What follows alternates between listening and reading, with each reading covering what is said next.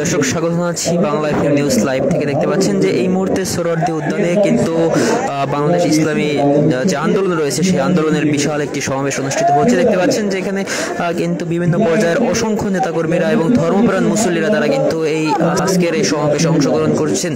দেখতে পাচ্ছেন যে এখনো কিন্তু মুসল্লিদের যে ঢল সেই ঢল কিন্তু নেমেছে। দর্শক দেখতে পাচ্ছেন যে এখানে নেতাকর্মীরাও কিন্তু রয়েছে, বিভিন্ন পর্যায়ের নেতাকর্মীরা রয়েছে এবং সেই সাথে কেন্দ্রীয় যে মহাসচিব কেন্দ্রীয় যে আমির তিনিও কিন্তু এখানে রয়েছেন। আমি একটা প্রশ্ন করতে চাই, আপনাদের শরীরে কি রক্ত নাই? আপনাদের শরীরে রক্ত নাই? এই রক্ত বরাদ্দ করতে হবে ইসলামকে সার্বভৌমত্বের জন্য, প্রস্তুত করতে হবে।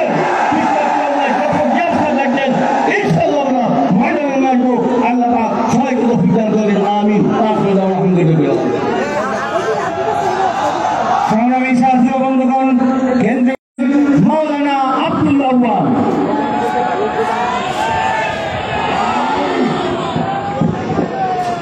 إن الحمد لله والصلاة والسلام على رسول الله وعلى آله وأصحابه أجمعين।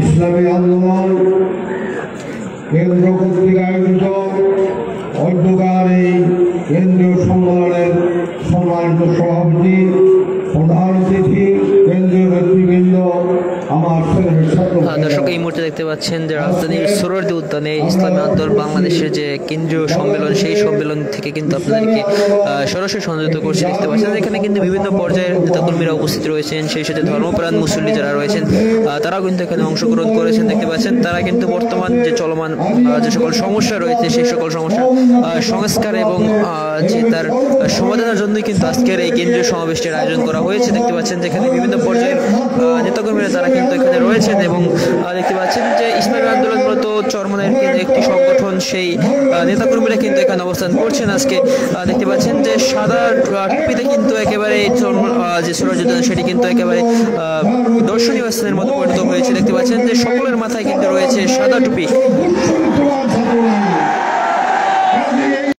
ছাত্র আন্দোলন আগামী ভবিষ্যতে দেখতে পাচ্ছেন এখানে কিন্তু অসংখ্য নেতাকর্মী এবং যে ধর্মপ্রাণ মুসল্লি যারা রয়েছে তারা এখানে অংশগ্রহণ করেছেন। দেখতে পাচ্ছেন যেখানে পীর সাহেব চরমনাই তিনি কিন্তু রয়েছেন, সেই সাথে তাদের যে মূল যে সকল রয়েছে তারাও কিন্তু এখানে অংশগ্রহণ করেছেন। দেখতে পাচ্ছেন যে সোহরাওয়ার্দী উদ্যানের যে মুক্ত মঞ্চ অর্থাৎ বাংলাদেশ শিল্প একাডেমির সেই মুক্ত মঞ্চের সামনে কিন্তু এই মুহূর্তে যে কেন্দ্রীয় সম্মেলন বাংলাদেশের কেন্দ্রীয় সম্মেলন 2025 এ পর্যায়ে বক্তব্য রাখছেন ইসলামী আন্দোলন